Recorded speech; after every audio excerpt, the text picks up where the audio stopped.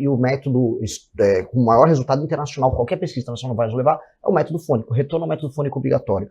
2, retorno da autoridade do professor em sala de aula. O professor perdeu a autoridade em sala de aula. A gente fica discutindo celeumas ideológicos, mas o professor não manda em sala de aula.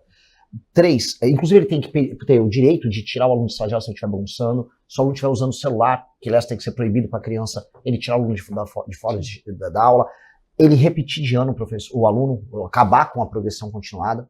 Os pais têm que ser chamados à escola e tem, de maneira recorrente, entender que o filho vai ser sancionado. 3, separar os alunos típicos dos atípicos, ou seja, o aluno com autismo, nível 2, nível 3, não pode estar na sala com um aluno típico. Isso é terrível para o aluno com autismo, e terrível para o aluno típico, e terrível para o professor. Fica todo mundo em pandarecos. Inclusão forçada, inclusão forçada, mentirosa. No fundo, é o cara que quer cantar um kumbaya. Estão todos juntos, e não estão todos péssimos com isso. Fornecer premiação em dinheiro para a escola, para os diretores e para os professores que tiverem melhor desempenho nos rankings nacionais, trocar a diretoria de escolas que têm desempenhos ruins, colocar acompanhamento psicológico, especialmente para rapazes, que são a mão de obra natural do crime, que são cooptados ainda no período da escola, e em geral esses rapazes, de acordo com a pesquisa GV de 2007, rapazes que não têm a figura paterna ao lado deles têm maior prevalência dentre aqueles que vão cometer crimes violentos, ou seja, acompanhamento psicológico em sala de aula. Medidas, você vê, eu não falei nada de que envolve tecnologia, tablet, você não precisa de nada disso. Autoridade, retorno ao método fônico, sistema de recompensa para bom desempenho e recolocar prêmio e punição, como qualquer modelo de gestão. Você tem um ensino público que consegue subir de nível.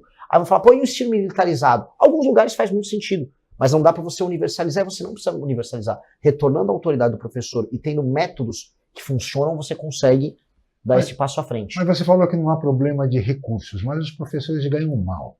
Problema de gestão, como você disse. Mas como é possível exigir do professor esse tipo de procedimento, de comportamento com salários baixíssimos, como é a realidade da categoria?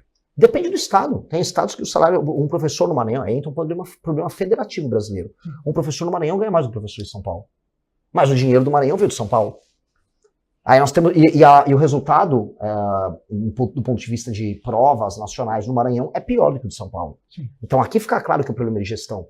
O problema fica de gestão, porque mesmo quando você, com uma gestão ruim, dá um salário mais alto, acima da média, por um professor em outro lugar, se você não tem gestão boa, o resultado não veio.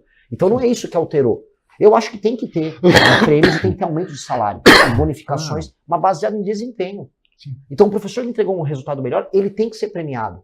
Ele tem que ter prestígio público e premiação. Ele, o diretor da escola, a escola em si e a comunidade a qual ela faz parte. Até porque um dos problemas da educação no Brasil, e aqui eu vou perder voto falando isso, é porque as famílias não dão valor à educação. A educação está lá embaixo na lista de preocupação dos brasileiros. Os brasileiros não ligam para a educação. Os brasileiros mais humildes não vê a educação um valor. Até porque as pessoas são tratadas como animal a vida inteira. E elas nunca entenderam que a educação emancipa. E elas não entendem que isso é uma ferramenta para os filhos. Então a família não faz parte desse processo. Uma das coisas que a gente quer fazer é, o aluno que tem grande desempenho, ele tem que receber prêmio, ele e a família dele, desconto em impostos, prêmios em dinheiro, premiação na prefeitura, premiação do governo estadual, para a família entender que dá prestígio social ter um aluno que dá valor à escola. Nada que já não tenha sido tentado na Ásia funcionou, nada que não tenha sido tentado na Europa funcionar. Eu só estou aqui copiando boas práticas internacionais. E assim a gente faz a família dar valor no professor e na escola. E o professor que está indo bem ganha mais. Eu quero que o professor que está indo bem tire muita grana, tire dinheiro bom. Agora, o exemplo que eu tirei do Maranhão é, não adianta eu aumentar o salário e não melhorar a gestão. Eu só pago um valor mais alto e não altera a dinâmica. E aí é um desserviço que você bateu na tecla de que a gente tem que ter. Sem educação, a gente não vai conseguir fazer esse país entrar no primeiro mundo. Exato. Claro. E é um desserviço ter um governador de estado dizer que diploma não é mais importante, que o mercado não está nem aí para diploma, como fez o Tarcísio. É um desserviço ao único futuro que esse país pode ter. É que, assim, se eu falasse que só o diploma resolve, eu estaria me contradizendo do que eu disse agora do ensino técnico. Mas que ele é importante. Não, a educação é importante. Se a educação termina num diploma, ou se ela termina numa pessoa com uma produtividade alta para atuar no mercado de trabalho, eu não vou transformar o cara com diploma em alguém eventualmente melhor do que por exemplo, um técnico, hoje com tornos mecânicos de última geração, máquina CNI, ele vai ganhar mais do que um cara formado em relações internacionais. O cara vai tirar 7, 8 mil reais, um dos primeiros empregos dele. Então, esse cara, inclusive, vai ter um status social maior do que um cara que eventualmente começou numa empresa, porque ele, no fundo, um cara que faz relações internacionais numa empresa, numa faculdade privada, não vai trabalhar na área, ele não vai passar no Itamaraty. Então, não é sobre o diploma, é sobre o conhecimento. E na era do conhecimento, ele vai ter que se espalhar de maneira diferente.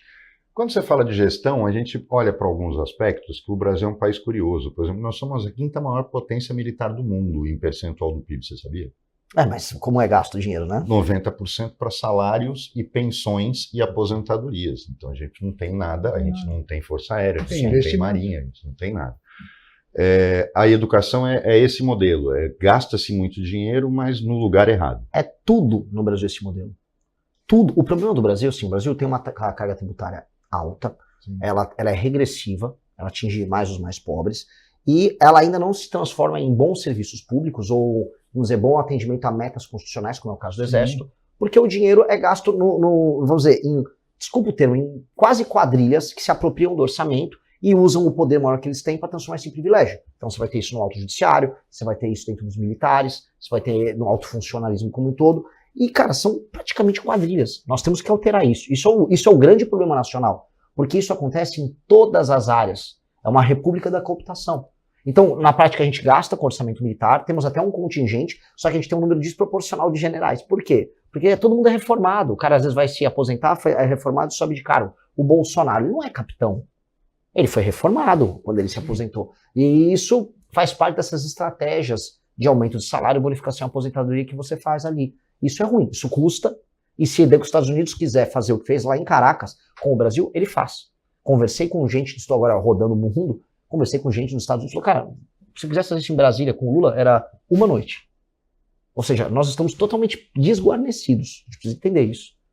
Renan, como enfrentar o crime organizado? E acrescentaria, o Brasil hoje já é um narco-estado? Começando no final da pergunta, o Brasil está num processo avançado para se tornar um narco-estado. Um modelo mexicano, um modelo colombiano de narco-estados, ou de repúblicas na América Central, que são casos clássicos. E ele está num modelo avançado porque ele tem dois tipos de ocupação. Uma ocupação horizontal, que é a ocupação territorial, que quem faz a maior parte das vezes é o Comando Vermelho, mas, por exemplo, aqui na Baixada o PCC também faz.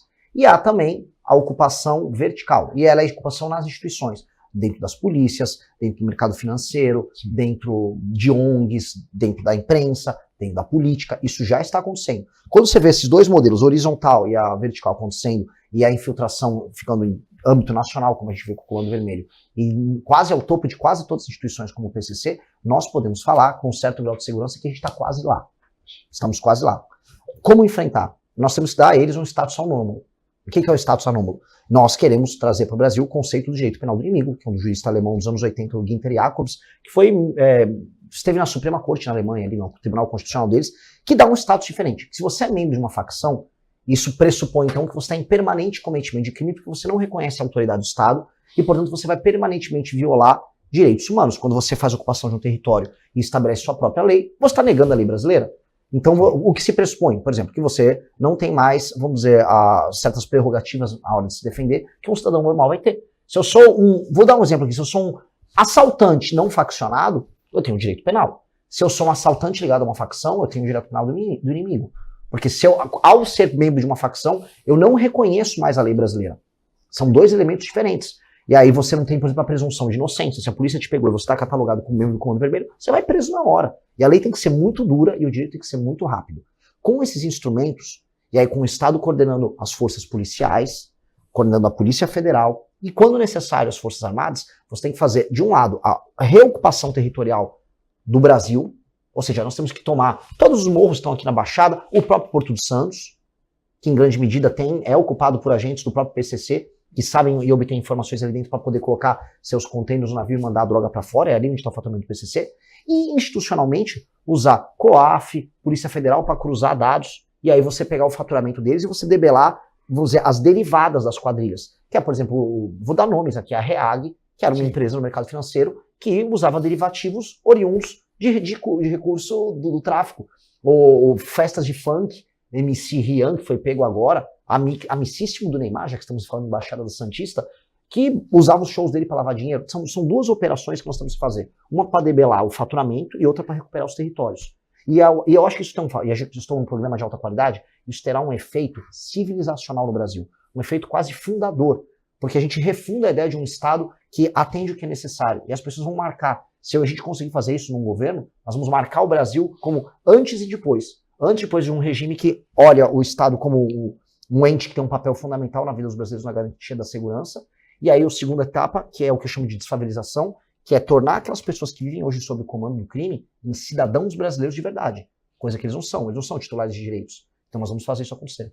Então, como é que você pensa em relação a isso? Você também é contra mais instituições? Você tem uma visão que a gente tem que fazer como, por exemplo, os países desenvolvidos que têm várias agências trabalhando, porque isso gera até uma concorrência entre elas para quem mostra mais serviço? Ou você acha que tem que ser o modelo que está aí, que a gente já viu que não funciona?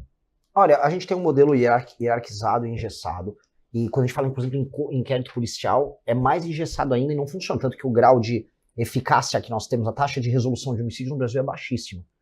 Nos Estados Unidos, quando a gente estava dando exemplo aqui, você tem aquela coisa, às vezes tem um policial de um condado, ele tá com um caso na mão, ele vai pegar o bandido e de repente chegam uns federais e pegam dele. Tira da porque eles concorrem. Eles concorrem, inclusive, por vezes, eles nem compartilham as informações da investigação com o outro, Sim. que um quer ganhar do outro na hora de pegar o cara. Então você tem até essa disputa institucional, que aqui no Brasil ela fica prejudicada. Então o modelo de inquérito policial no Brasil é muito, muito ruim, é muito, muito lento nisso. E eu creio sim que a gente tem que ter essa concorrência interinstitucional e não tem problema nenhum em criar áreas especializadas de atuação. A gente gosta muito disso, a gente está falando muito em fronteira, até porque a gente não vai conseguir derrotar o PCC só aqui no Porto Santos se eu não atuar lá no Mato Grosso do Sul. Nós temos que atuar nas duas áreas. E em todas as outras áreas em que entra a droga ou em que entra a arma, que torna, vamos dizer, funcional o trabalho do crime organizado. Então, isso não seria de maneira alguma um problema. E sobre a questão da definição do inimigo do jeito para o inimigo, a legislação que a gente tem que passar, ela tem que ser cristalina, para não dar nenhum espaço para que haja interpretações extensivas de quem é o inimigo. Critérios objetivos para definir se o cara é faccionado. O que é uma facção e o enquadramento das facções. Por exemplo, você fala, a facção tem essas características, tudo muito definido, para você pegar apenas as facções criminosas, e aí depois a própria Polícia Federal, junto com a BIM, que seja, estabelecer, não, aqui está o PCC, aqui estão os agentes do PCC, e aí os órgãos estaduais, o Ministério Público e as polícias, eles podem fazer as investigações e falar, olha, esse sujeito aqui está enquadrado dentro do PCC, esse sujeito está enquadrado dentro do Comando Vermelho. Porque a gente não pode incorrer, volta a colocar uma coisa que é muito comum no Brasil, que é a zona cinzenta. A zona cinzenta é o que gera as interpretações extensivas e o abuso de poder. Me permita, só uma colocação em relação a essa que você está dizendo. Um jovem adolescente que é apanhado com uma porção de droga e é levado ao presídio. E é preso. Ao chegar no presídio, ele é imediatamente cooptado pela organização criminosa, pelo PCC. E se ele não aderir, morre. Ele acaba aderindo até por uma questão de sobrevivência, dentro do presídio, dentro da cadeia pública.